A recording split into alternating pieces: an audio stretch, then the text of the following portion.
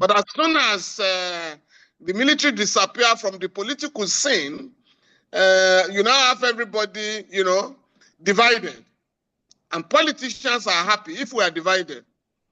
They use divide and rule tactics to get people divided along ethnic lines, Igbo, Yoruba, Ibibio, and so on and so forth. And they are happy. But they are united. They move from one party to the other opportunistically, but they are united.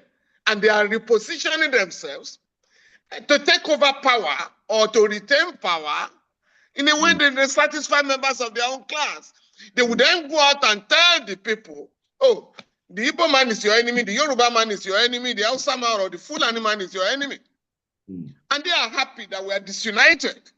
Because if we are united and we are organized, we can collectively challenge authoritarian rule, wanting corruption, abuse of office, And once we can do that, the country will be at peace.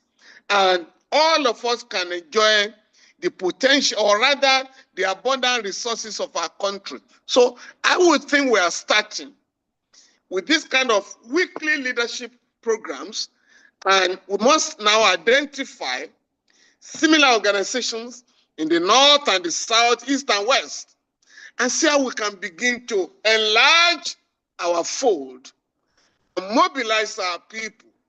But we must have a minimum program of action, a minimum program that everybody can hook onto.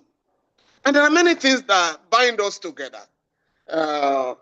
We're shining poverty in the midst of plenty. Disenchantment is all over the place. Unemployment of young people. We can begin to sit down. How can we allow a few people to corner the resources of the country to the detriment of security?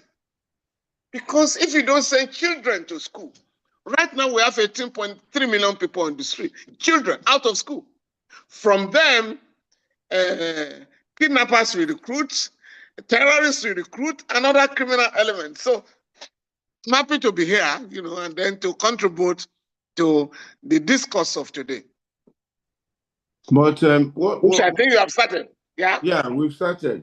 How did we then find ourselves in this with this political class, in this leadership space? What do you think happened that what seems to have come out of our political adventure is a few people who seem to have cornered resources, like you said, and so on and so forth? Is there something we did wrong, or is it the power that corrupted people, or No. I can tell you openly the mistake we made.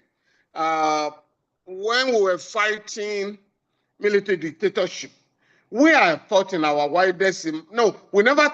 widest imagination that the political class that would take over the reins of power would behave like prodigal people, prodigal children, as we are currently having. We are thought once democracy was restored in the country that we can breathe and be happy that our country will be able to compete with other nations. Unfortunately, we assume too much because the politicians that later took over in 1999 were brought up by the military dictators. So they came to power, saw them in the image of the military. Hence, you can see have a governor, an elected governor, ordering the closure of a newspaper, a radio station, or one coming out to say, I'm banning people from, I'm banning somebody from coming over to my state. Now, these are authoritarian actions, reminiscent of military rule, because for them, nothing has changed. In other words, by 1999, when you finish after the end of a war, when you conclude a war, you demobilize and restore soldiers who had fought wars when there were no laws. There was no demobilization in 1999. In fact, not just metaphorically speaking, there were people who had their arms who simply became thugs for politicians. And those who have taken over are happy that there are thugs or area boys and the rest of them. But the area boys in other parts of the country, in the Northeast, in the Northwest, are now armed. In many parts of the country, they have become armed robbers and terrorists or gunmen. And the country has not, whether at the Abuja level or state levels, there is no plan to give jobs to young people. Nobody is addressing unemployment. Yet, we are setting up universities every day. We are churning out graduates, and we are turning them to the unemployment markets. So this is why we're in this dilemma.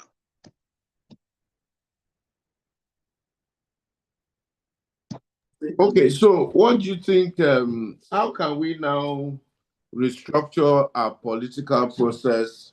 What do you think the citizenry should do, and how do we engage ourselves to try and cause a little bit of a change in our political process? Or do you think, how do you think we're going to clean out the process that we have right now? And what are the steps to take? Well, I'm going to start by submitting that we need fora of this nature. Send it to you. Yeah. We need fora of this nature. We also need to link up with similar organizations that are discussing the future of our country. We need to meet regularly. We need to mobilize people. But like I said, we must have some basic programs, minimum program, where people will not have to disagree. And for me, I think we need to familiarize ourselves with the basic rights of our people. The common one is that from time to time, as we are gathered here now, police and other security agencies are harassing our people. They are arresting Nigerians. So we need to know the basic rights of suspects so that when people are, the late fella had a song, Akuna Kuna, senior brother of Parambulator, which is that on a weekend or on a Friday, the police will leave their station without any destination. They will go to the bus stop to harass those who have destination, going home, but who are stranded at the bus stop. They are picked up, packed up, taken to a police station, and you are asked to pay 50,000 naira to bail yourself. If you're unable to mobilize the fund, the money, you are taken to a court on Monday morning. They call it overnight. From there, whether you are granted bail or not, if you cannot meet the bail conditions or you cannot perfect the bail conditions, you may end up in prison. And you may be there for years. I'm going to start by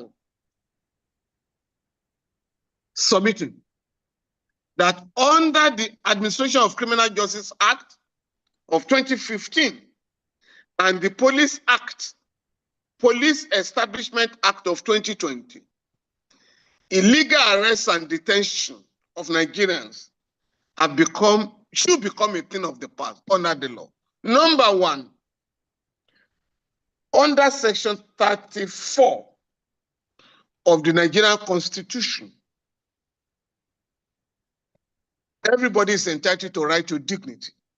Under Section 35 of the Constitution, the right to personal liberty is guaranteed. What this means is that if you are taken to a police station, the first thing the arresting officers must do is to ask you for the number of a family member or your friend.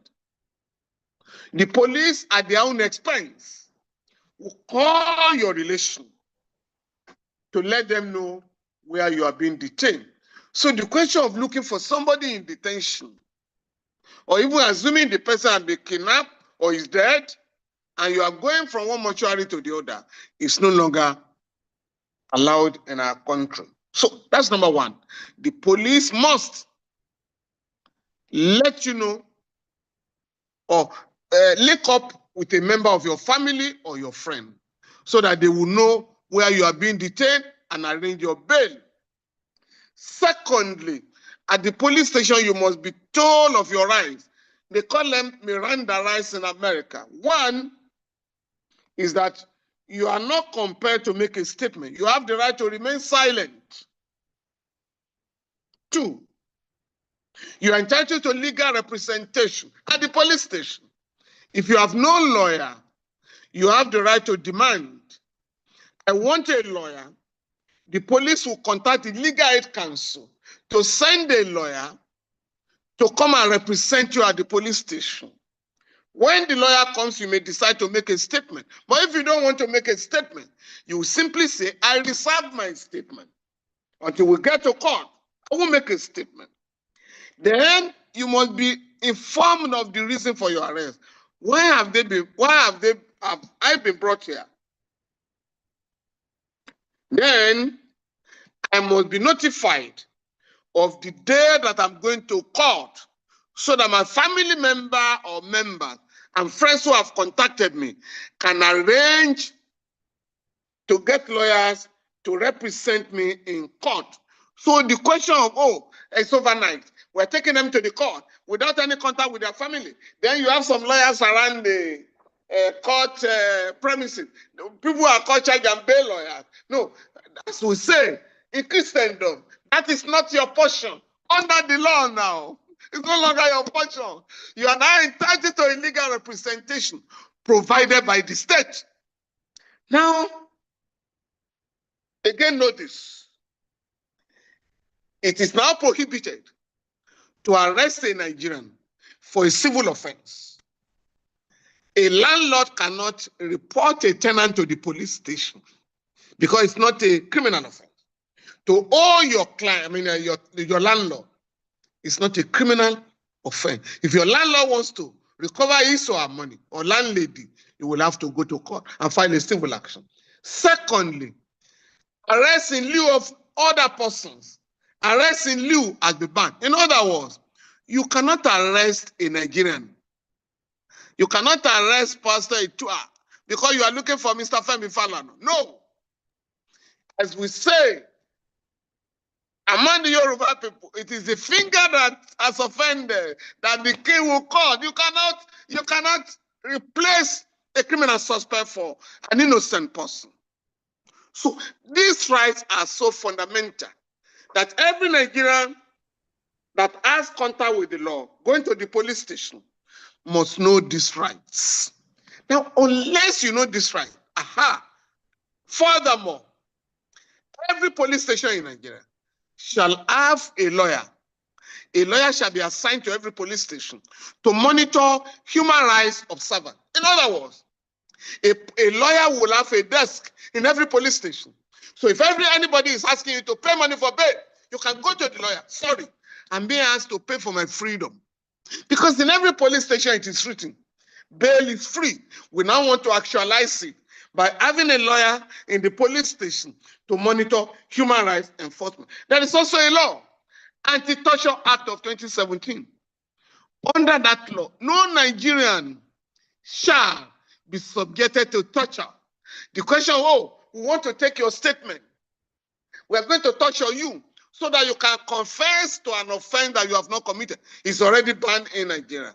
No form of torture is allowed. Again, you just go to the police, the lawyer there, I am being tortured. And the lawyer will ask them to put an end to it and draw their attention to the relevant provisions of the law. If you are tortured, you go to court. You are entitled to damages. It's also a criminal offense to torture in Nigeria. The penalty is 25 years imprisonment, no option of fine.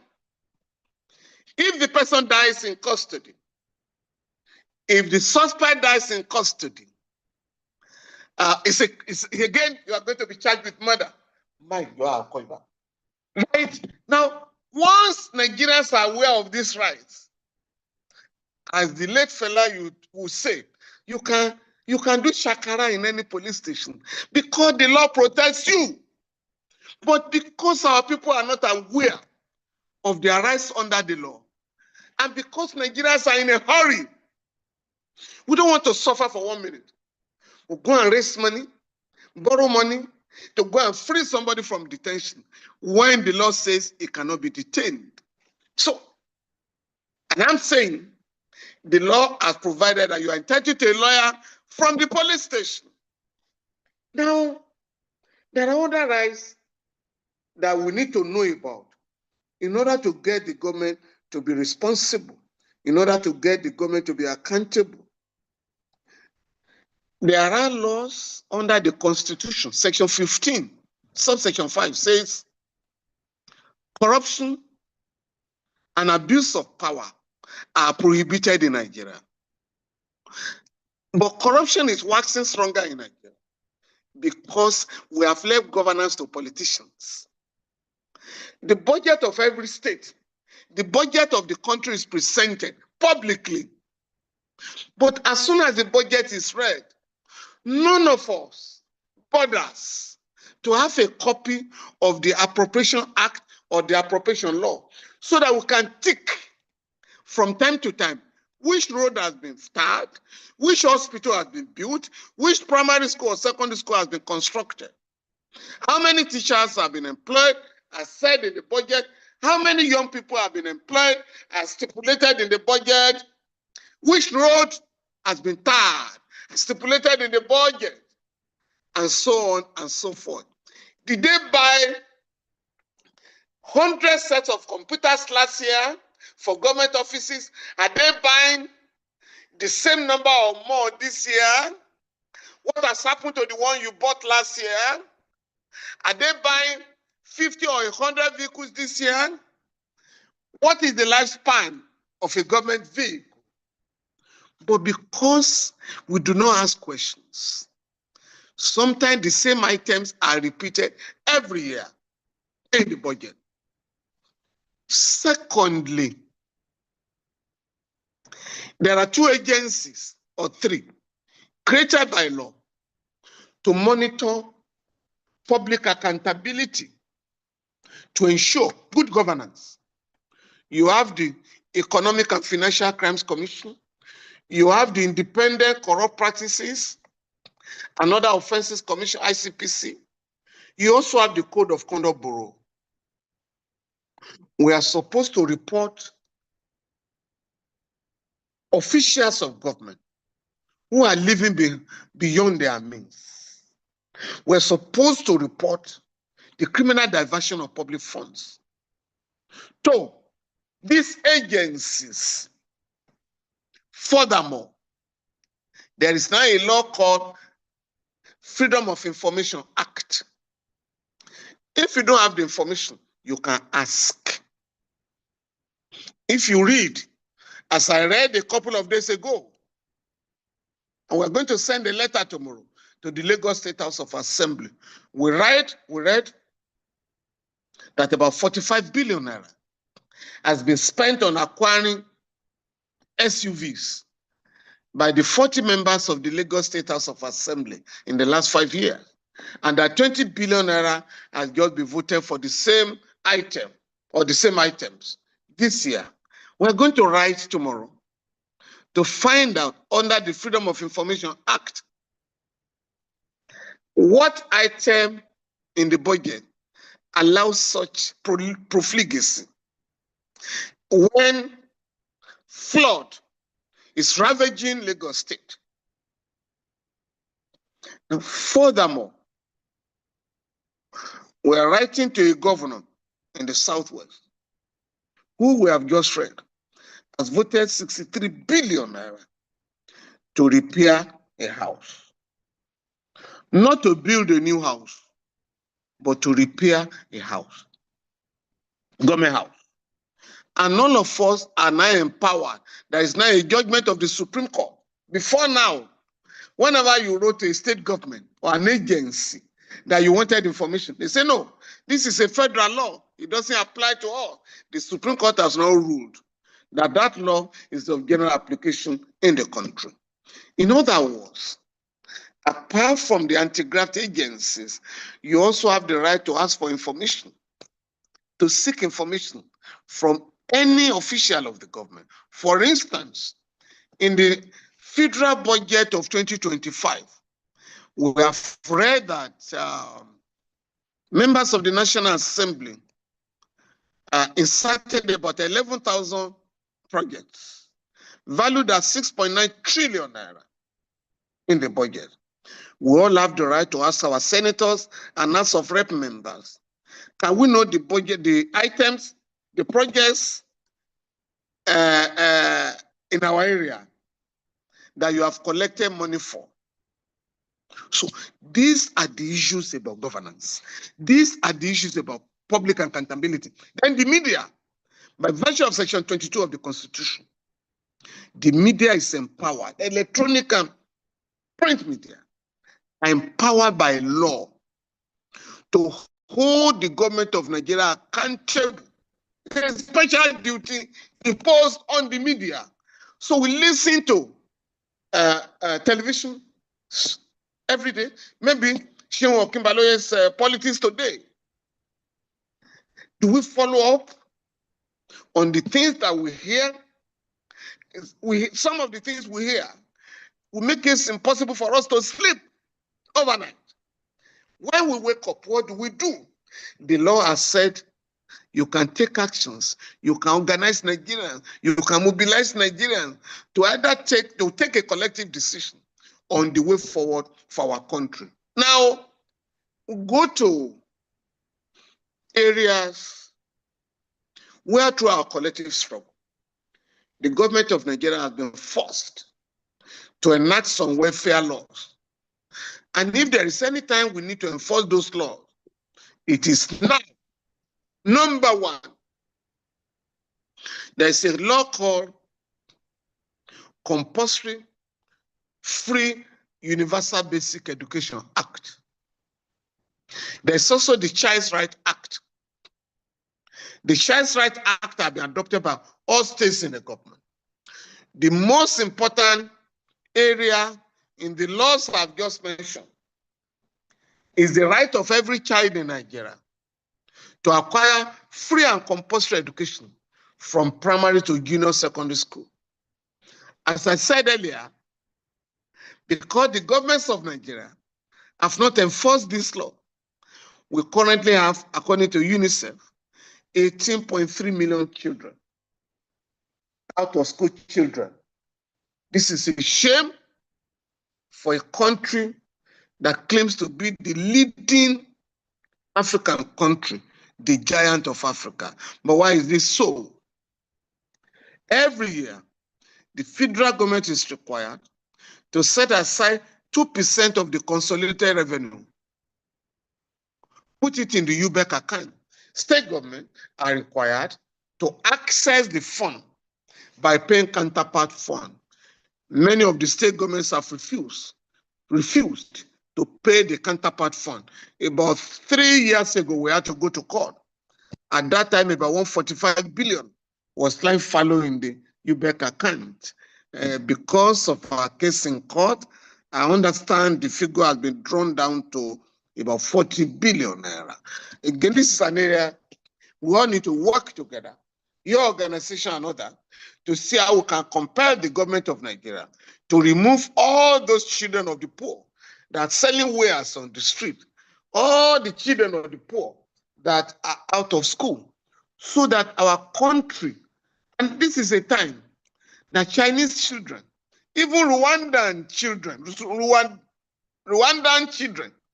are learning to use computer in primary schools.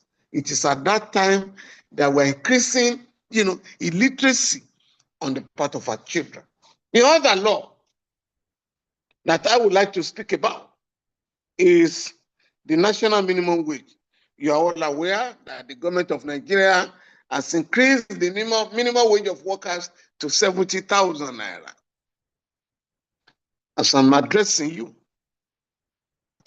I think not less than 10 or 15 states have refused to comply with the National Minimum Wage Act.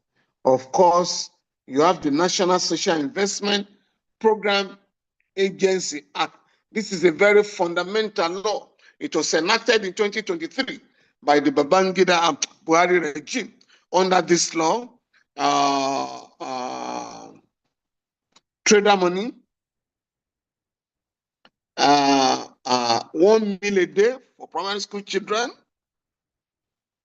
employment for young people entrepreneurship program, cash transfer have all been codified.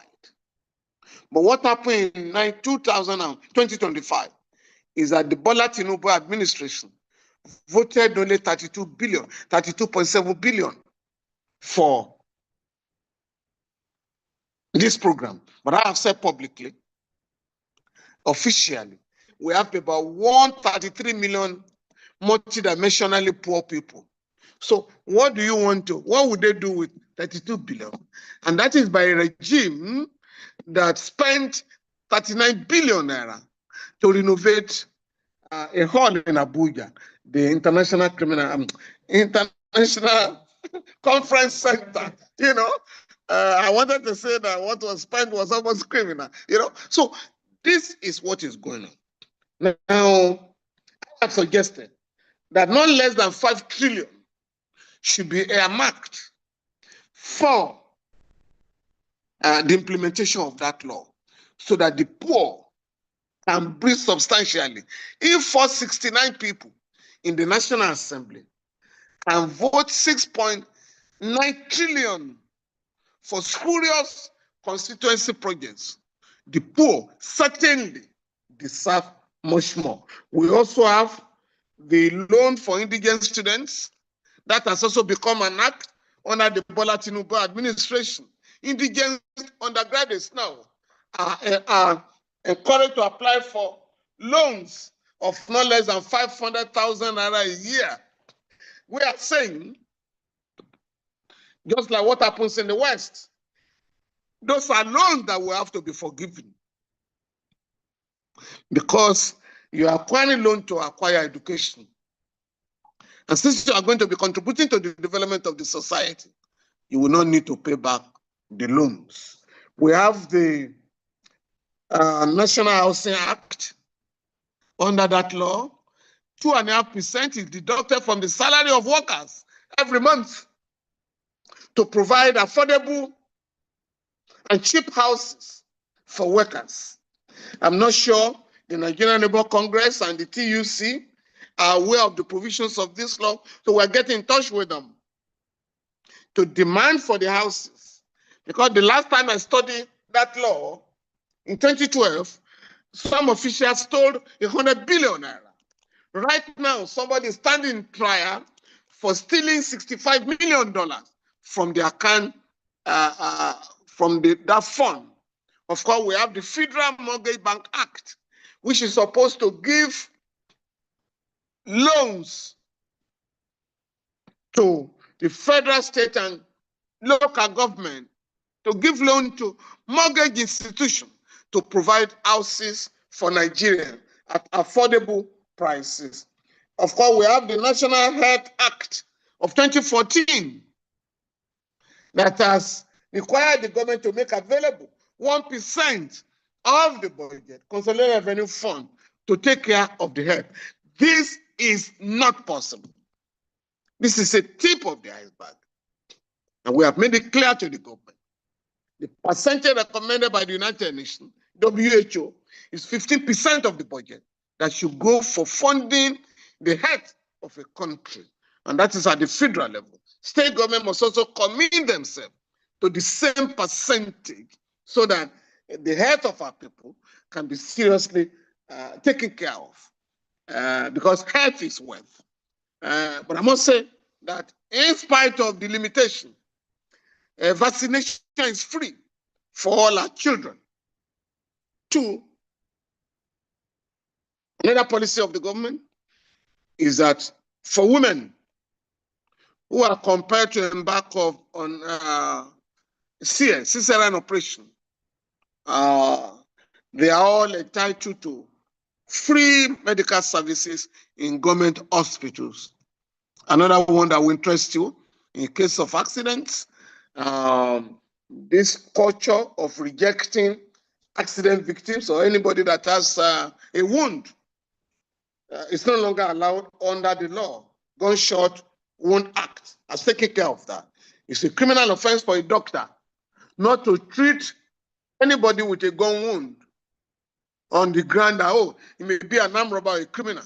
That is no longer allowed. He must be treated fair so that he can be able to be alive to stand trial. And if he's unable to pay, the government, the doctor will have to contact the government to pay. We have the Pension Reforms Act of 2014, just because of the recent protests of many retirees whose pension has been taken away, eroded by the devaluation of the currency. The president announced yesterday that pension is going to increase and that pensioners, lowly placed pensioners, will no longer be allowed to pay for medical services in government hospitals. We also have the Employees Compensation Act. When a worker is injured in a factory or he dies in the process, the family will be entitled to certain compensation. You just simply apply to the board so that you don't have to go and be in court for years. The Constitution says that the security and welfare of the people shall be the primary purpose of government. I am convinced, Pastor, and for all other participants in this program, that if we all get hold of the welfare laws in our country, and we begin to make demand on our government, the level of poverty in our country will be seriously reduced. And I'm going to challenge all participants here. As soon as you complete this program, you must locate your legislators and find out from them, through the application of the Freedom of Information Act, what projects they have collected money for, or what projects are being marked for your area. No, somebody said recently that every senator has at least 2 billion, and every House of Rep member has at least £1 billion for constituency project. But I know those who have more than 5 or 10 billion for constituency project. Now is the time to ask questions, because very soon, another budget, the government will start to prepare another budget, but we can start this year. And I do hope that through this program, Pastor will start by asking questions from the senators from Lagos State, where you are based, 24 House of Rep members in Lagos State, and you must be able to report to us so that we begin to actualize our discussions here, our discourse here. Otherwise, they will be happy that we are just entertaining ourselves on a weekly basis without acting, walking our talk. So I am going to conclude by saying that under the Constitution, Section 14 of the Constitution, it is said that sovereignty belongs to the people of Nigeria. And from the people, the government shall derive its legitimacy. Furthermore, the security and welfare of the people shall be the primary purpose of government. So if a government does not take the security and the welfare of the people seriously, such a government is not fit to be in power. We have the right to mobilize to throw away such a government. And let me leave you with this message. When we are gathered to discuss the future of our country, and we are complaining about the suffering that our people are going through, the excruciating pain that our people are going through, we must not limit our searchlight to Abuja. We must also take cognizance of what is going on at the level of state governments, at the level of local governments. Because in the last year or so, the money that has been shared by the three arms of government is about 11 trillion naira. The more money the government makes or the government distributes, the more poverty we are going through every day. When we learn of what they call palliatives, we are only talking of palliatives from Abuja. We are not talking of palliatives from state and local government. But I'm saying palliatives, our people are not beggars. We should no longer be talking of palliatives. We should be talking of the rights of our people. Their right to dividends of democracy, as I have just explained in the welfare laws that I have referred to in the course of this discussion. Pastor, I'm very delighted to join you once again. I'll be prepared to address a few questions. Thank you very much. Thank you very much. Thank you indeed. We're going to throw the floor open for questions now. And I'm going to ask Sonny and Jumoke to handle that question and answer session. Thank you for this very, very enlightening conversation and all that. But I have just one question, and after that, Sonny and Jumoke will take over. And that is that, we know all these laws. That's what I was asking before I was cut off. Some people know, some people don't know. So the first thing to deal with is ignorance. And I don't know if you are working on a book or on some way of actually bringing to the light a lot of these laws that you have postulated, because a lot of Nigerians don't read the Constitution and they don't know what they are entitled to. Number two, most of these lawyers or police people and all that, they are beholden to government. Okay, and I can tell you that if government places a lawyer in a police station, the lawyer probably would not give you forthright support. He would not really. I don't think he will be true to what he's supposed to do. Otherwise, some of the things that these people do, even INEC itself, in the conducting of elections, accepting of gratification for them to look the other way, or even colluding, we know that a lot of our elections, quite a few of them, the results are not the will of the people. A lot of inducement has gone on, a lot of falsification of records, and so on. So even politicians boast, well, I'm going to call results anyway, I'm going to we're going to write it, and so on and so forth. And most of the arms of government are silent. What right do the people have when you won't get justice in the court, you won't get justice with your lawyer, you won't get justice in the police station, and so on and so forth? And what then can we do? You go to the lawyer in the police station, he gives you wrong advice, or he doesn't give you proper advice, or he says there's nothing you can do, that let me just advise you. Pay them their money, Joe, and be going to your house. I mean, I can imagine him saying that kind of a thing. So who is going to bail the cat? Who is going to be there to stand and really challenge? I mean, how many of our judges who we knew probably didn't give an appropriate judgment? They turned and twist the law. They use technicality, all manners of things, and we're all watching. Nobody has challenged them. Nobody has threatened them. Nobody has told them that judgment they gave cannot stand the test of time. Everybody just accepts it and to your thanks to Israel. What really can the people do? The people are seemingly so powerless. And one or two people who you think have authority, who should start, they say, no, I don't want to get involved. I don't want to. Just leave me. Let me just be minding my business. So that's the stage where most Nigerians are, to be honest. We're at that stage of almost powerlessness. Thank you. Now we have further questions. You have asked more than 5 questions.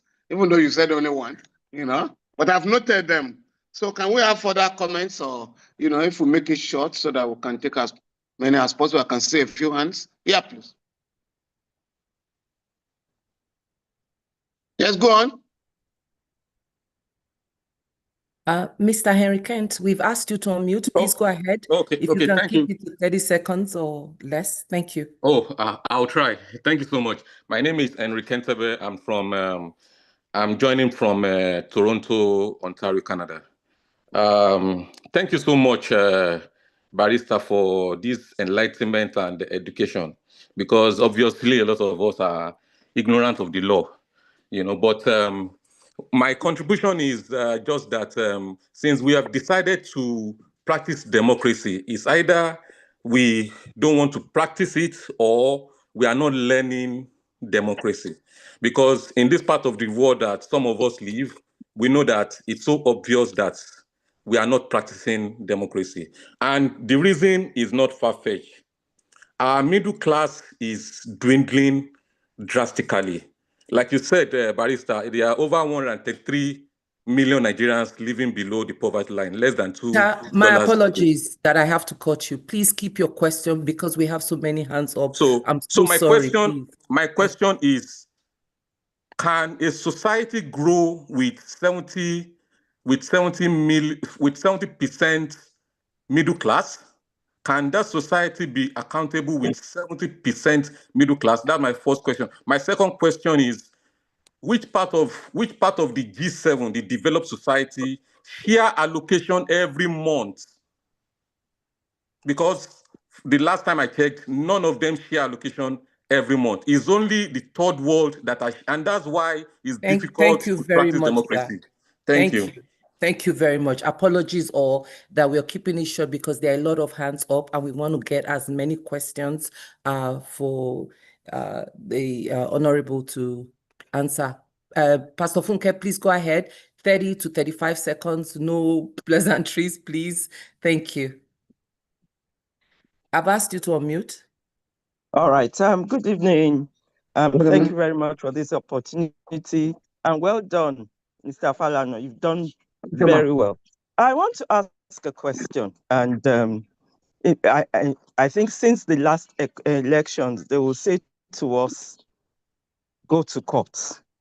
Go to court in inverted commas means that the legal profession has been demystified. And so, what they're saying is that the courts will always back up our anomalies, our wrongdoing. What can be done to bring back that respectability to this legal profession? Any other question I will ask online, but I want to know because it's really, really painful to see this profession being demystified in Nigeria. Thank you, sir. Thank you very much. Sir, do you want to take all those 3 questions and then we take the next set? Okay. Thank you, sir. I can still take a couple. I still take 2 more. All right. So let me ask Mr. Nosakari to please unmute and ask your question. Go ahead, sir. All right. Thank you very much, man. Thank you, San, for this wonderful presentation. So straight to the point, my name is Nosakari Onaiwe. I'm from Edo State, but presently I'm reporting from Manchester, United Kingdom. As a 41 years old guy, very young guy that is so passionate about the state, I was fully involved in the last election in Edo State, and we were so disappointed with what happened. And I'm glad to hear about these laws that we have. And ever since then, we've put in so many applications, so many petitions that is not coming. So my question is that from what you said to us, application for freedom of information, which I'm more than happy to put one in as soon as possible. If we are not getting feedback back, what else can we not do? Because we have had a lot of our members being threatened of life, and we've put in petitions to different of these organizations you've mentioned today, ICPC and all of them, and we're not getting any reply back because they are all romancing the back of the government. So now we're more than happy to press forward what you said today. What if we are not getting a reply? What do we do? And the last question would be, as a son, what is the Nigeria Bar Association doing regarding the state of the judiciary in Nigeria? Because we're all losing hope. And what Is there a place you can access this information in the website of the NBA or these new laws that are coming so that we'll be aware? Thank you, sir. Thank you very much. Over to you, sir.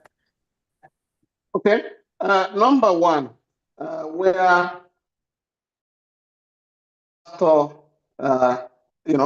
Igodalo started, the society, I can say, without any fear of contradiction, we have to do a lot. With regards to the ignorance that has promoted the responsibility of government, I think what we should do, yes, Pastor, I'm working on a pamphlet, at least to let Nigerians know their basic rights under the law, as well as the welfare laws of our country. We are collating them, but few things which I will call our own takeaway from here. Lawyers in police stations, I'm not despondent. I'm not pessimistic. It was a struggle to have that inserted in the law because the government knows the implication. They know they have to fund recruiting lawyers in every police station. And so the government has refused to do anything about that. We have gone to court, Femi Falana versus Attorney General of the Federation and the Inspector General of Police, to compel the National Assembly to appropriate money for the employment of the lawyer. Pastor, when we get to the bridge, we shall cross it. When we meet corrupt lawyers in the police station, we're going to take care of them. And the other one I didn't tell you about. Once a month, and again, you can start from here. Once a month, the chief magistrate shall visit all the police stations in his or her magisterial district with a view to releasing those who should not be there, to grant bail instanta to those who are deserving of bail, and recommend those who should be taken to court at least once a month. Now, I am going to challenge you all. Please, after this program, locate the chief magistrate in the area where you live and ask him or her, when next are you going to visit all the police stations in our area where young people, innocent people are detained from time to time with a view to extorting money from them? Because the government will not do it for us. We have to take advantage of the provisions of the law. And Pastor, if a lawyer in a police station colludes with corrupt policemen to extort money from people, when the magistrate comes to visit, when the magistrate comes around to visit, lawyers will accompany him or her, journalists will be there. You can also point to the lawyer who has been colluding so that that lawyer can be removed. You can also do a petition against the lawyer. And please don't get despondent, don't be frustrated, because that is what they want. Why the government gets away with all manners of atrocities is that they believe Nigerians will no longer be shocked. And we all give up easily. Oh, what will happen? But please let me tell you, for any corrupt officer or any officer that has failed to perform his or her duty, and if the information comes to us, we pursue it. We pursue such people. And even look at what the social media has done. Before, policemen and women, policemen in particular, were collecting money, even publicly. But the moment you are able to tactically, surreptitiously record police officers who are collecting money, and once it is published and circulated, the authorities are compelled to remove such corrupt police officers. On judges, terrible judgments, again, we are going to correct it. And I want to employ this forum, urge this forum and others. There are judgments that you have to discuss in your monthly, in your weekly programs. And it has to be circulated. That the judgment given by Justice So, where a man who collected money from Abuja, right? Money meant for procurement of arms, stolen by a general to the tune of 28 billion naira. And the judge says, oh, instead of bringing him to the Federal High Court, you should have taken him to a court martial. I will not take him to the court martial. I hereby dismiss the case. No, we have the right to have a meeting in the social media, publish stories about the judge to justify his judgment. If possible, this forum can write a letter, a protest to the National Judicial Council. This judge must explain what we have seen such cases before. There was an incident where a man who was alleged to have stolen how much money now? Pension fund, billions. And the judge simply says, you are hereby convicted, but pay, I think either 75,000 naira or whatever. That's fine. And the man brought out his check. Is it a check? It was a way of ridiculing the judicial system. The public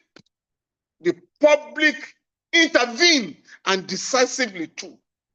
By the time the matter got to the Court of Appeal set aside the questionable judgment of the court and imposed imprisonment and another for paying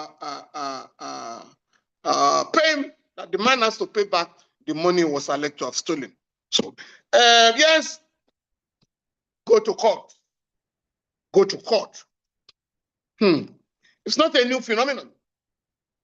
By the way, that's Pastor Awolowo. No, it's not a new phenomenon. I don't want to tell you this story.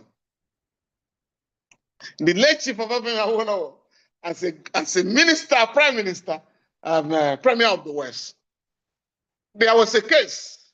A family sued the government in Oketedo in Ibadan. And the deputy premier rushed in. Leader were in trouble. This family so has sued us. He said, well, we have good lawyers. So why are you bothered?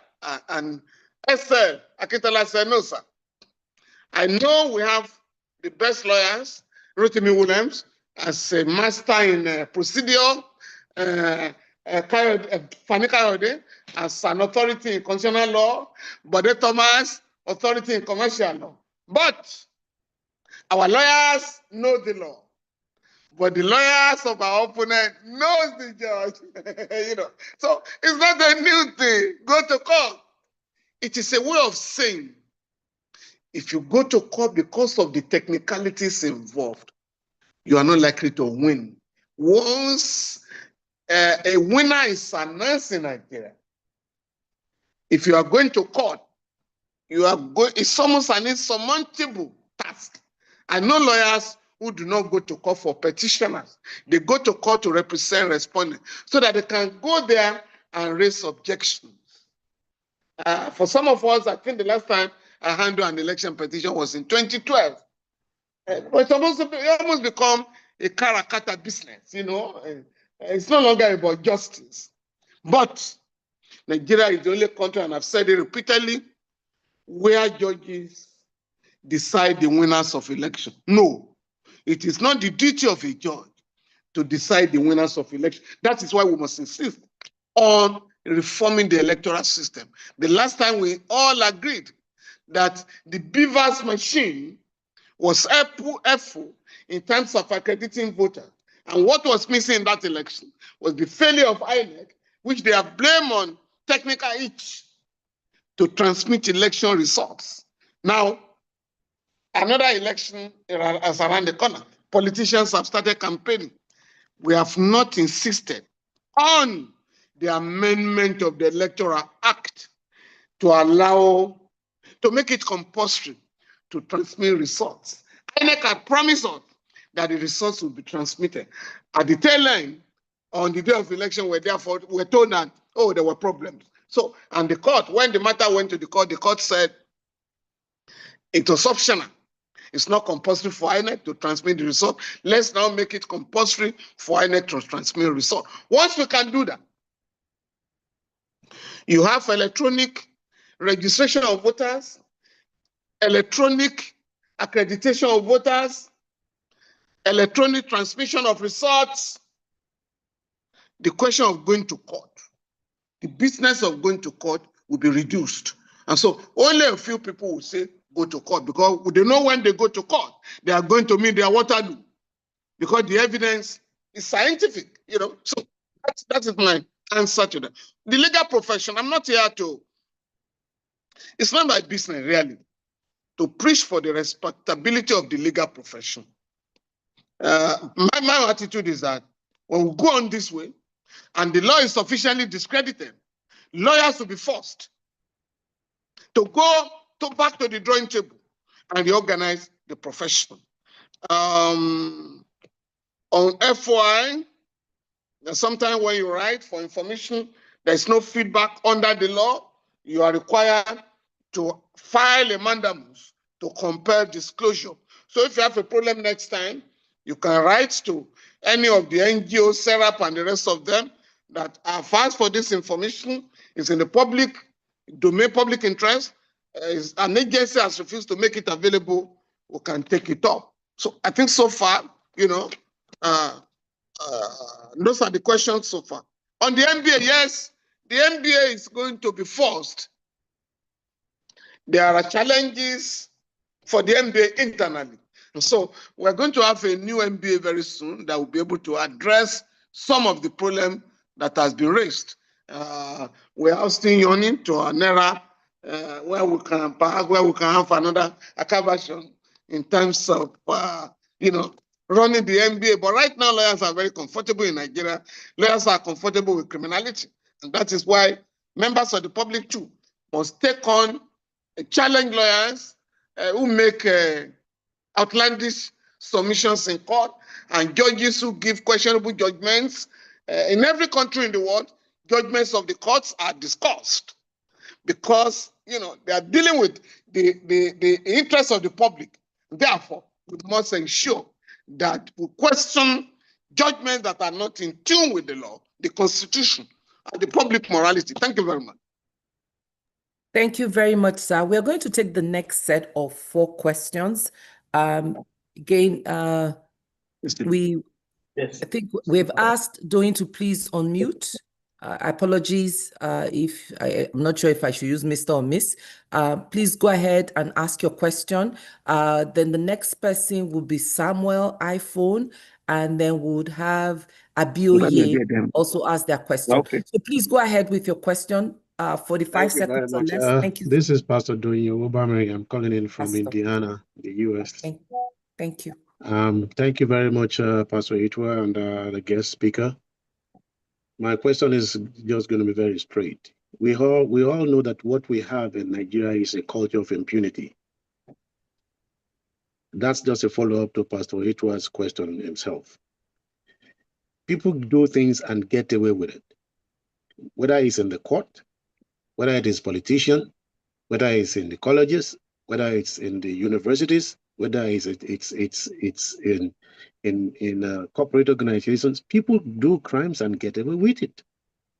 The police do things and get away with it. People are killed, no investigation, no. There's nobody to cry out to. People steal money and they are still living like kings. Somebody becomes a local government chairman, and in another 2 years of becoming chairman of local government, when he came in without nothing, he's building 3, 4, 5 houses. There's impunity. So, Chief Falana, I just want to ask, how do we address this problem of impunity, where people just do whatever they want, get away with it? As long as you know someone, you can get away with anything. All right. Thank you, sir. It is good to say, yes, finally, it is good to talk about the law. But the law is only operated by human beings. And if the human beings who are operating the law are already themselves flawed and corrupted, well, if the foundation be faulty, what can the righteous do? That's my question, sir. Thank you very much for taking time to listen. Pastor Sonny, did you want to say something? Yes, go on, please. Samuel, go ahead. Okay. So we have Mr. Boniface. Please go ahead, sir.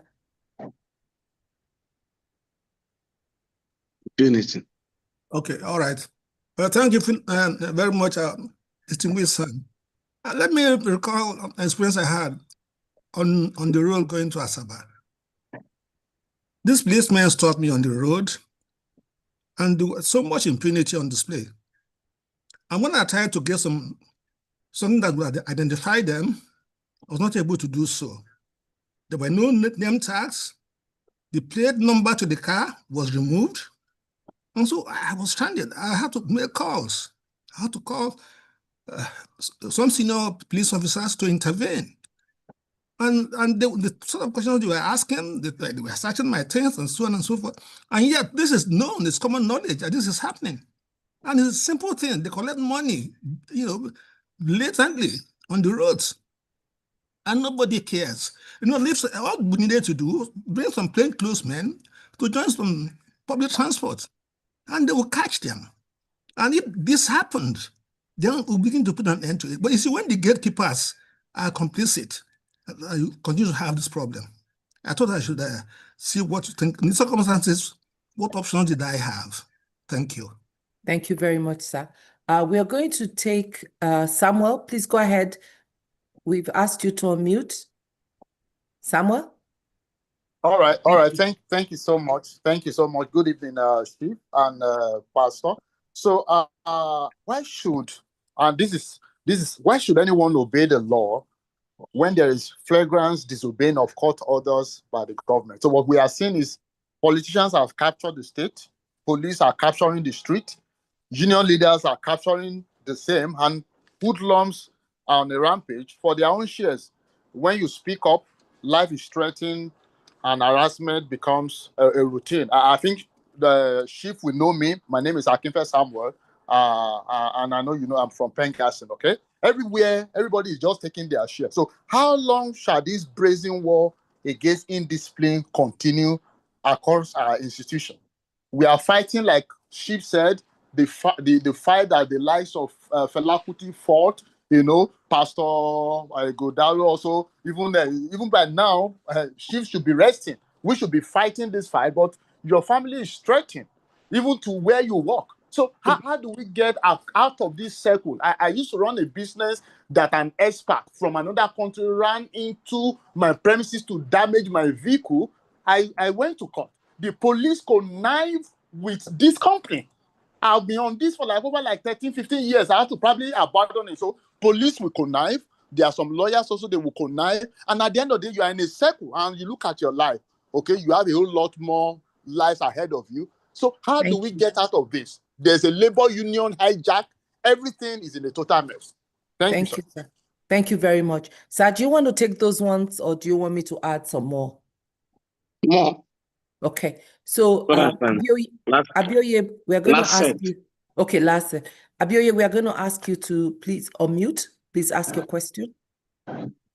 Okay, good evening, everyone. Thank you so much, Pastor Itwa. Thank you, Mr. Falana and Mrs. Oriade. Good evening. So my question is quite simple. I think I'm on the path of communicating.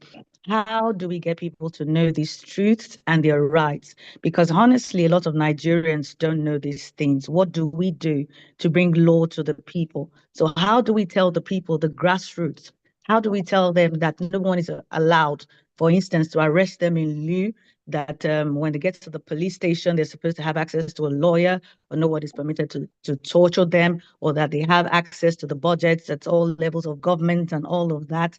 As thought leaders, in the industry, we have to think beyond forums like this, which is brilliant for certain sets of people. But these people, they don't have data. And you were talking about the book that you're working on at the moment. Congratulations, sir. But the average Nigerian also does not read. I was having a discussion with a certain general manager of a law-based radio station in Lagos. His name is Olaonipekun. And I was talking about building content for his radio station. This is content. How do we push these things out so that the average Nigerian can know?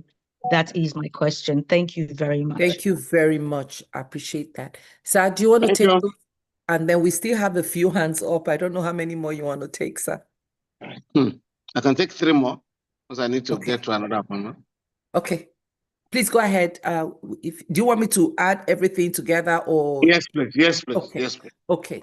So I'm going to call on Mr. Dov Momodu, and also, I think the way I have it here, yes, on the screen, Mr. Dov Momodu, we've asked you to unmute. And we have Adeolu Adeyemo and Cornel Fadile. Please go ahead, sir. 30 seconds or Okay, less. thank you so much.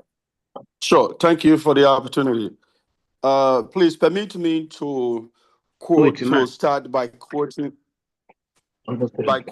late American anthropologist Margaret Mead, and I quote, "Never doubt that a small group of thoughtful, committed individual can change the world. Indeed, it is the only thing that ever has. And children must be taught how to think, not what to think." That quote is, end of quote. That quote is intended to appreciate the leadership of ALG, yourself, sir, and celebrate your struggle on this platform to elevate the conversation on the plight of the common Nigerians. My question is, what is your transition plan for when you retire or exit this noble and honorable stage? Thank you. Thank you very much. Very much. Mr. Adeolu Adeyemo, please go ahead. We've asked you to unmute.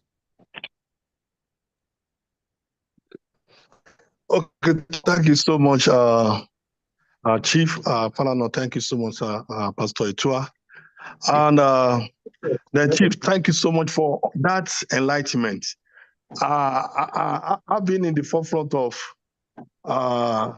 you made mention of it, the reform of our electoral system. Because I've seen that it's actually the major problem that we are having, especially in the area of bad governance. Is there anywhere in our constitution that we can, because see, sir, if I am the president and I appoint you as Chief Justice of the country, sir, you can't work against me. And I saw that that is where we have a major problem. Is there any way in our constitution where this reform can take place? If we can have a reform of our electoral system, I think we'll have a better way to go. Then on your book, someone asked, what are we going to do when the book is published? Sir, when the book is ready, this platform is ready to create content out of so many content to speak to the grassroots.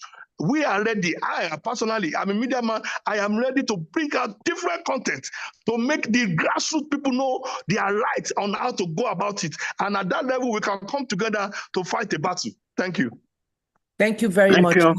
Cornel Fadile, please go ahead, sir. Good evening, comrades Femi Falana. Comrade Fadile. Mo fẹ́ wà personal ni o. How are you, Baba? When are you going to complete our brief to give us our rank as recommended by Oputa panel? Thank you. Thank you very much, sir. Those are you said 3, but there are quite a few hands up, so I don't know if you can indulge us and take a few more. Go ahead, sir. Well, thank you very much. Number 1, I'm not a chief, I'm simply Mr. So that I'm not accused of obtaining a chieftaincy title here by false pretenses. Thank you very much for the questions. Some of them overlap. Harassment on the roads. I think for me, the answer is for us to insist on getting the government to embrace technology. There's no modern society now where you argue on the road. You know, if you beat the traffic lights in other parts of the world, nobody stops you on the highway. They simply take the photograph and send a letter to your house, you know, and the picture is there the time you cross the traffic light. So, you know, but here, and I can say this, Lagos is the largest modern city in the world without CCTV cameras. Abuja is the only modern capital in the world that I know without CCTV cameras. The money earmarked to construct CCTV camera in both cities was criminally diverted. And that is why we fight on the highway, you know. Sometimes somebody will forcefully enter your vehicle, you know, and ask you to drive in. It's not allowed by law. I can assure you, we have done, my law firm has done a bit in Abuja to get the police, VIOs and the rest of them to comply with the law. I think we are planning to do that in Lagos. For instance, you know, for private vehicle owners, the law has said, or the court has said, you cannot demand for certificate of roadworthiness. It's not in our law, you know. But we were trying to put all this together so that we can stop, or rather reduce very significantly, extortion on the roads. We are working on it. And we are insisting that the government must embrace technology. Right now, where Lagos wants to be serious, it doesn't. At the end of the month, you get some bills if you have beaten the traffic lights in certain parts of the city. But why can we not have traffic light everywhere? There was a joke recently, and we had to get them to stop it. Where Lagos state government arrested some young people, either for urinating on the highway, and I convicted them. And we went to them, come, what nonsense are you doing? Where are the public toilets? Like when we're growing up, your public toilet, maintained, clean, by local government. About 5 years ago, my wife went to court, sued the Ikeja local government. And you provide toilets. Yeah. A court said, no, you have no local standard, and struck out the case. We went back to court. You see, the thing is never to get tired. They want to frustrate you. The system is there to frustrate deliberately. And so you can't say, oh, there's impunity here because we are frustrated by corrupt judges, corrupt policemen. We're not going to fight. That is what the system wants. There is a Yoruba proverb that goes for all of us, which is that if you are being pursued by the masquerade, just keep on trying. As you are getting tired, the masquerade is getting tired. So we won battles because we insist. We win battles because we persist. And that is what we have to do. The capture of the state, because Nigerians have allowed it. And again, let me just tell you what happened yesterday. A big musician, close to power, behaved like a big man in the airport, threw caution to the wind. Because all of us knows anywhere in the world, there's no way you can move with liquid that is beyond 100 milligrams. But this big man said, no, how dare you? And even had the temerity to pour the alcohol, whatever, that was carrying, and pour it on an official. Because the public rose in anger. This morning, the government has imposed a ban on him. No fly ban for 6 months. Nigerians are saying that isn't enough.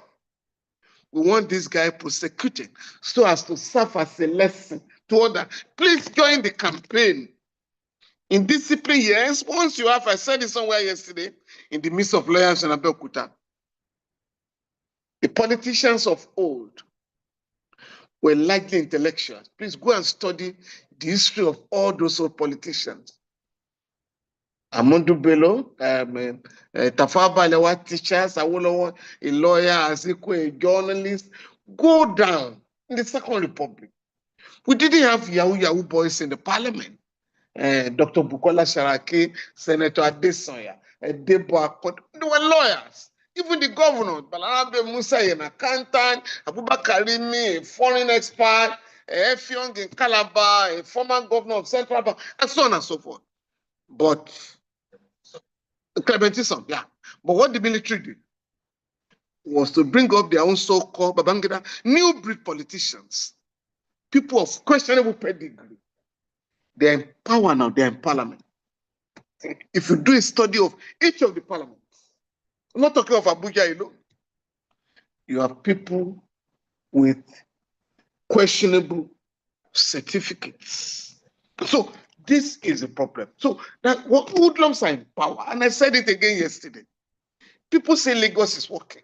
How? You buy a plot of land, there are land grabbers, or area boys, touts, or money, whatever you call them. As you are laying the foundation, they pass on you, you must pay. When you get to lintel level, you must pay. When you are roofing the house, you must pay. It doesn't happen anywhere. And you say Lagos is working, and government is aware. They even set up what they call land grabbers department in Alausa, the secretary. It doesn't work. But for me, I think we just have to be organized. If they know we are organized, touts will not rule our country. Criminals, even ex-convicts, will be asked to go and find somewhere else to operate from, but not becoming leaders in the society. Please go and find out one of those who have just emerged chairman of local government in Lagos. Is a well-known land grabber. In fact, I even understand two of them, well-known land grabbers. You know, so once a society allows that, we're in trouble. But all of us here, if I ask you, how many of you voted during the last election? We're not interested. Even though they even impose a holiday on us, we're not interested. And so all manners of people have emerged. Even though people didn't show up, figures were announced. Bogus figures were announced, and we haven't questioned them. And this is why they are getting away with impunity. How do we get people to know they are right? Yes, like I did say, it's our duty to bring out the relevant provisions of the law in a pamphlet form and translate them to all languages and ensure that maybe in the next 1 year, we get our people to know their basic rights so that they'll be in a position to question authorities without any fear that the law will come down on them. Right now, people are made to be afraid. If you don't pay bail for bail, you will never leave the police station. You are not informed in advance that you are going to be taken to court to be arraigned. But if people begin, and we are starting in Lagos, we had the meeting of what we call judges bar forum, bar and bench forum, judges and lawyers. I went to the meeting. I said, come, how do we allow magistrates to have people arraigned before them on Monday morning who had not been told in advance? Because the law says you must be given at least 3 days in advance that you're going to be taken to court. How can you take me from detention to the court without any access to my family to arrange my defense? So we're going to stop that in Lagos. To the point I'm making, please, as you encounter oppression, extortion, and so on and so forth, do keep silent about it. Don't leave it in the hands of God. God has empowered you to expose evil forces. God has empowered you to expose people of evil disposition, and then get in touch with some of us, get in touch with Pastor Itua, so that he can also refer some of these things to some members of the legal profession who are defending public interest in the society. A few people, like somebody said, I mean, the philosopher, that a few people can change the world. Yes, my transition program is that we also have young people. We are reviving the National Association of Democratic Lawyers so that we can get like minds in the legal profession to also multiply our ideas. Right now, I can tell you, I can assure you, and I do hope with Pastor Itua, we can put a machinery in place. If any Nigerian is arrested in any part of the country, and the information is passed to our law firm, we're in a position to call the commissioner of police in that state or anywhere, or even get in touch with the authorities in Abuja, even at the level of the Inspector General of Police. Mr. So have been arrested and detained illegally. Can we have him released on bail? And I can assure you, we'll get results. And so if you know people have been detained illegally, arrested illegally, we need information. If we're unable to take it up, we have lawyers, by the way. We have lawyers all over the country who are also ready to take up such matters.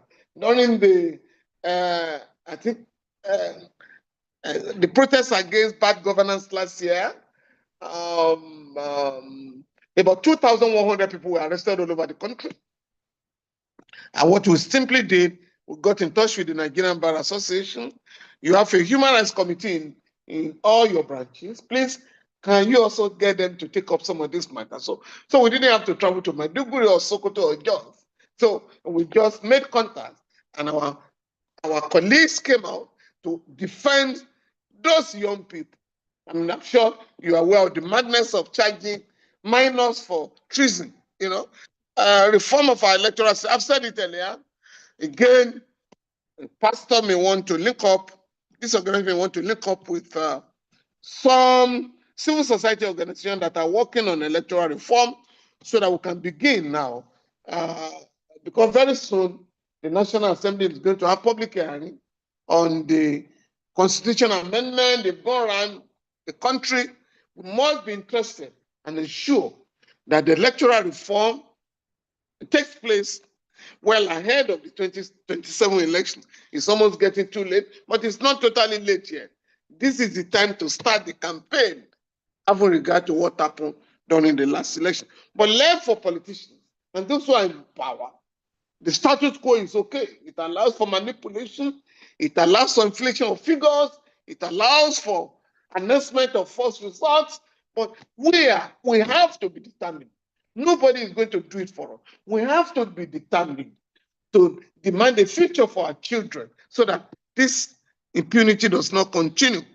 And a judge died recently. We lost Justice Uwais.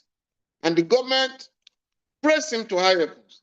And they came out to say the best way to honor Justice Uwais is to implement those aspects of his reports that have not been implemented. One of them is that all election petitions must be concluded before the inauguration of a government. You don't have to say you have about somebody say, go to court. He's in office, he's sworn in, he's signing agreements, he has government money to pay his lawyers, to bribe judges, and to intimidate his opponent. No, we must now conclude all the elections before the inauguration of the government, before the winners and leg winners sworn in. Two. Uwais report also recommended that the method of proving election petition should change. Instead of asking the loser, the respondent, petitioner, to come and prove the case beyond reasonable doubt, the onus must be on them that conducted the election. Uwais report is saying the onus should be on INEC that conducted the election to come and prove that the election we conducted was in accordance with the law. Because right now, if you don't change that system, it is structured against losers. It's difficult to win election petition. There are other recommendations of that panel, which again I can make available to this organization through Professor Pastor Itua. Finally, I want to say, don't get discouraged, don't be frustrated. Let's get organized, let's get united. The future belongs to our children. And so we must ensure, and particularly those who are abroad, who have joined us, you must also ensure that you get our people, because you have influence on Nigeria. You must get our people to understand that it's not by collecting 5,000 naira or 10,000 naira on the day of election that you are contributing to the political development of the country. You are destroying it. And again, pastor, we also can decide and link up with people. How do we stop the sale of votes in our country? How do we stop buying of votes on the day of election to the extent that you disgrace the entire country? Because foreigners are watching our elections. The media in the whole world is watching our election. And so for me, pastor will recall this, and those of my generation there. In the 70s, we didn't have ICPC and EFCC, yet Nigerians were fighting corruption. Those were the days of, if you taka me, I double you. What that means was that there was a taka who was a very powerful commissioner under Gowon. Yes, Taka, Federal Commissioner for Communication. Yes. You had Dabo, a businessman, who had a deal with him. And when they couldn't agree, Dabo went to court to swear to an affidavit. And so at that time, the press was fixed on it. And the press would not let go unless the public officer involved was made to resign. We must get to that culture. As if we don't have FCC and ICPC, how do we get organized? In Lagos State, in the affairs, and I've given an assignment today, one of which is that after this meeting, locate the chief magistrate in your area so that you can know when next she's going to visit all police stations in your area. That is the only way to start stopping illegal arrests and detention. Because the magistrate is empowered to report any police officer who has detained a Nigerian illegally. Secondly, we must also know our legislators. There are 40 legislators in Alausa, the secretariat. We don't know them. There are 24 House of Reps members, and there are 3 senators. We must, after this program, locate them, get their WhatsApp numbers, get their telephone numbers, and contact them to ask questions from time to time. Finally, let us use the Freedom of Information Act to demand information on the way forward for our country. And finally, when you have complaints of human rights abuse, human rights violations, contact some of us who can deal with them. Thank you very much. Thank you very much, Barrister Falana. I think we'll be bringing back Pastor Itua very shortly. My name is Sonny. I'm one of the hosts of the programs also. But just before Pastor Itua comes up and decides whether he can take more questions and wrap up with you, I want to ask you, sir, is it a crime currently in Nigeria? You spoke copiously about technology, the CCTV and all that has been stolen both in Abuja and Lagos. Can citizens use their phone to record interactions with law enforcement agents, whether police, customs, airport, anywhere? Is it a crime? That's number one. And if it is, can we unveil that? Since we don't have CCTVs in most of these places, can people be allowed to just record? It's good for the policemen, it's good for everybody, so that there can be no argument about what happens. You know, so just to get your view on that, sir. And then Pastor Itua, you can come in after that and maybe take it home. And I have a follow-up question, sir, to Pastor Sonny. So if you don't mind me adding mine. Thank you so very much. This has just really been a very insightful and educative session. And there were a lot of questions in the chat that how can we make sure that this goes out? And is there a possibility of maybe having a monthly webinar series on know the law, know the rights, and getting the MBA also involved so that this information really gets out to the citizens? Thank you, sir. Well, thank you very much. Please, can you come again, madam? Your last question. So the question I asked is there a possibility of having like a monthly webinar with your office and maybe MBA to have a session called maybe Know the Law, Know Your Rights? And so it's continuous and it's not just a one-off. And the more people hear it, the more they understand, and then they become more informed, and informed citizens can be more engaged. We do have a School of Leadership and Governance that we do teach citizens' responsibility and engagement, but the information you provided here is what every Nigerian should know. And I don't think it's a one-off. So that's why I asked for this monthly webinar series that your office and the MBA can co-produce along with us. We'd be more than happy. Thank you very much. I think it's a very good suggestion. I will discuss with Pastor Itua and others to have a webinar, and then to also get some of the television houses to record some of these Know Your Rights so that our people can be educated, and then use some of the radio stations too, because there is massive violation of the rights of our people, particularly the poor.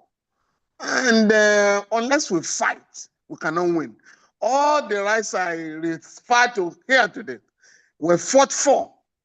In fact, I can say this without any fear of contradiction. If there is one Nigerian that encouraged me, is the late Fela Anikulapo Kuti.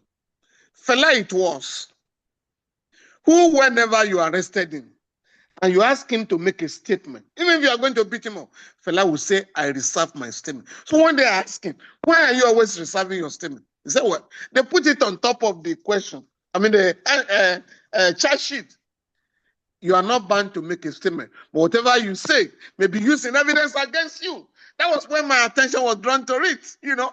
Two, even if you are going to kill Fela, he would never admit an offense he never committed. So the law now says you can remain silent. It's now part of our law. Two, you know, we are too much in a hurry.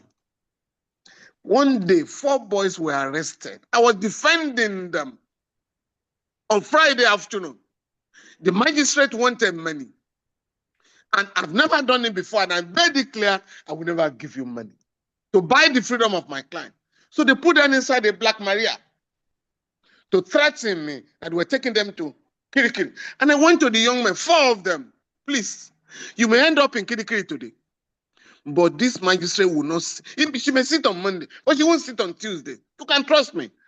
And one of them said, Oga, and I couldn't believe, till tomorrow, Oga, Kirikiri now for human beings. Fela must not hear say we bribe any judge. And oh, they lifted my spirit. And I went back to the court to threaten the magistrate. And before I left the court premises, my clients were released. Now, that is what we have to do. But those rights now have now been codified. That you can no longer arrest a Nigerian. You are looking for a man, you can't find him, you arrest the wife or the child. No, it's no longer our law. And I beg Nigerians, when these violations occur, don't say, I leave it to the Almighty God. No. You must get a lawyer. You must go to court, not just for yourself, also to help other people and draw attention to it. Somebody said people are killed. What do you people do in the chat? Oh, we do a lot. Hey. And I will leave you with this story. No, before my story. Somebody wants us to use our camera. If you can do it quietly, without detection, no problem. But if you let the police know that you are taking a photograph, they are going to smash your phone. But you have made a point. If you have nothing to hide, we are going to make it a demand now to say Nigerians must be allowed to use their phone to take photographs of events and individuals who are messing up our people. So it has to be a demand. My last contribution, and this is to help all of us. A young man killed his girlfriend in Lagos here 2 years ago. He left the country. The police, I think, tracked him up to Ghana and lost contact. Now, because of technology, he ended up in Sierra Leone. And a young lady had read, I think, through the Facebook, the account of the mother of the deceased. So she reached out to the mother of the deceased. So she came to my office crying. Why, madam? Gave me the story. Okay, don't worry. I have a few contacts in Sierra Leone. And I called the bar president, a lady, Cheryl, and I called the Inspector General of Police, and so. They said, no, you are not here, sir. What can we do for you? We got somebody sent from Nigeria. They said we should send somebody who can identify him. We looked for him and got him arrested one night, about 2 a.m. one day, at the beer parlor. He was taken to prison. Unfortunately, there was an attempted coup in December 2023 in that country. All prisoners, a criminal broke into the jailhouse and released him. He left the place. We traced him to about 5 countries until he decided to stay in Doha, Qatar. We got information and we set the engine in motion to have him extradited. We discovered there was no extradition treaty. We were told by Qatar, no extradition treaty between Nigeria and Qatar. Oh, we're in trouble. Okay. I wrote an opinion that he entered that country with a fake passport. We have his Nigerian passport and we have 2 other passports that he had acquired. One of Guinea, one of Sierra Leone. So he was then deported for entering the country with a fake passport. He didn't use his Nigerian passport. The day he landed in Lagos, before he got to the detention center, the police had issued a wonderful press statement. How, wherever you go in the world, the Nigerian police, it didn't bother me. We have made our point. So the point I'm making, and I can tell you stories of people come with chilly stories, how people are killed, how people are arrested, sometimes forgotten in prison. Please, we take them up at home and abroad. So if you have these cases, don't believe the story that, oh, it's impossible to do anything in Nigeria. Nigeria has been totally captured. No, you can quote me. Unless you bring these reports and we're unable to deliver results, that's when you may have your point. Somebody was also asking about whether we should break up Nigeria, that will make things better. Again, this is a diversionary campaign that is ongoing. Members of the ruling class do not think of breaking up Nigeria. They want to reposition themselves to continue the exploitation of our country. When they are distributing oil blocks, they don't care where you are coming from. When they are distributing licenses to mine solid minerals, they don't care about your religion. They are united. But when they want to deceive the people, they talk of Igbos and Yorubas and the rest of them. And I can tell you today, and I'm going to leave you with that question. This answer. The largest, and I said it in a forum of lawyers yesterday, the largest landowner in the entire Southwest. It's not a Yoruba man, it's not an Igbo man. Right? The largest ownership of land in Lagos today is by Dangote, a Fulani man. Where he has sited his refinery is about 7 times the size of Victoria Island. There's another person, a Lebanese, who has reclaimed 10 million square meters. Reclaimed 10 million square meters on the Atlantic Ocean. They call the place now, they call the place Atlantic City. But they come to town and deceive the ordinary people that they are renaming street. Renaming means to name after the original name. Renaming. That's the implication, that's the meaning. And now I've come out to say NCDAs have no power, constitutional power, to rename streets. Individuals have no constitutional power to rename streets. Only local government known to the Constitution can name and rename streets. So don't let people deceive us. Don't let people deceive our people. The poor people are united by unemployment, diseases, poverty, illiteracy. The rich are united in the acquisition of the wealth of our country, either through privatization or giving out of oil blocks that turn them to instant billionaires. I thank you once again for this opportunity. I'll project it now. Thank you so much, my brother. You have really encouraged quite a lot of us, quite a lot of people. It's been an outstanding and phenomenal evening, and it's almost as though it should continue. So we're going to take up this suggestion of doing this Know Your Rights or Citizens' Rights on a monthly basis at the first instance. And if you can couple in the other arms of the press, the television houses and the radio stations, we can all operate on a platform. We are happy to drive it and put it together working with yourself, okay, so that we can plan a series that will last a year, 2 years, 3 years, 4 years, 5 years, and we can produce this series. It will be a conversation series where the rights will be stated, questions will be asked, and we'll come to a conclusion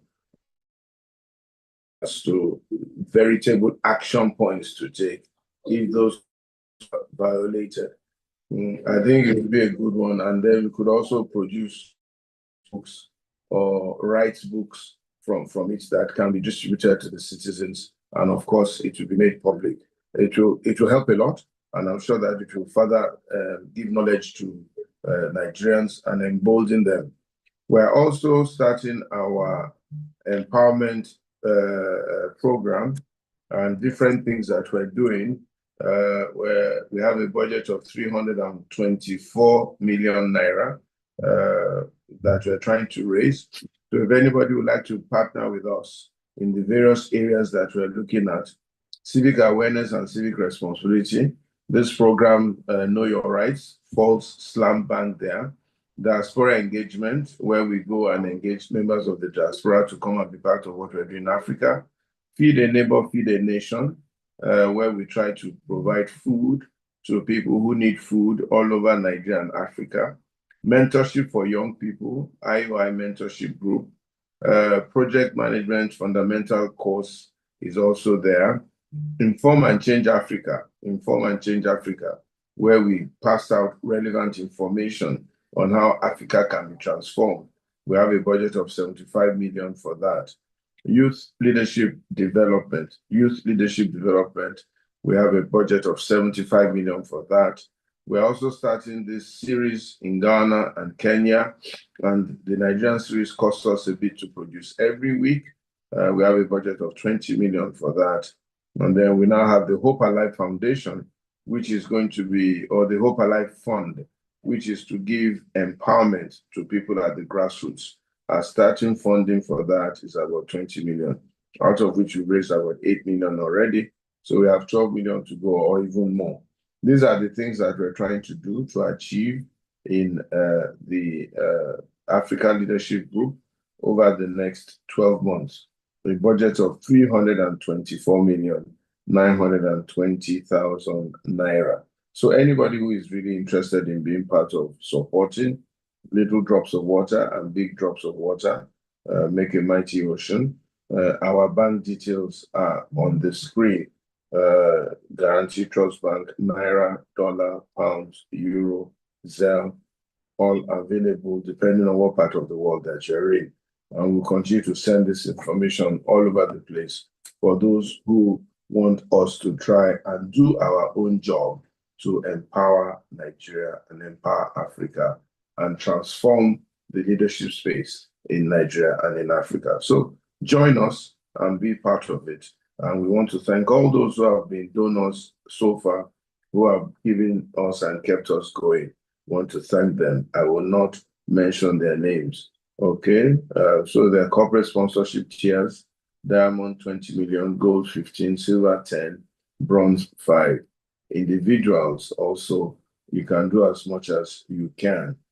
We really need to raise this money to keep us going and to make sure we can do a lot of what we want to do. Thank you so much for being part of today's series. Those are the things that we are associated with and our subsidiaries, and we look forward to doing great things in the future. My brother, Femi, thank you so much. God will bless you. God will strengthen you. All our efforts on Nigeria will not be wasted, and you will not you will not be tired yourself. Amen. See the results in your own time. In Jesus' name. Thank you for being a voice in this time. And maybe later on this year or next, I think, we're going to have a public forum, and I'll please like you to be there. You know, you'll be one of our speakers at that public forum, and then we'll take it from there. Thank you so much. Thank you very much. Thank you very much this evening. God bless you. Have a wonderful rest of the evening and a beautiful weekend ahead. God bless you all. Background people, thank you so much. Pastor Tony, Jumoke, Sister Lara. Thank you so much. Olu, Faye, God bless you all. I appreciate you very, very much. And all those who ask questions, thank you. See you same time next week. In Jesus' name. Amen. Thank you. All God right. bless you. Bye-bye. God bless everyone. Good night. God bless.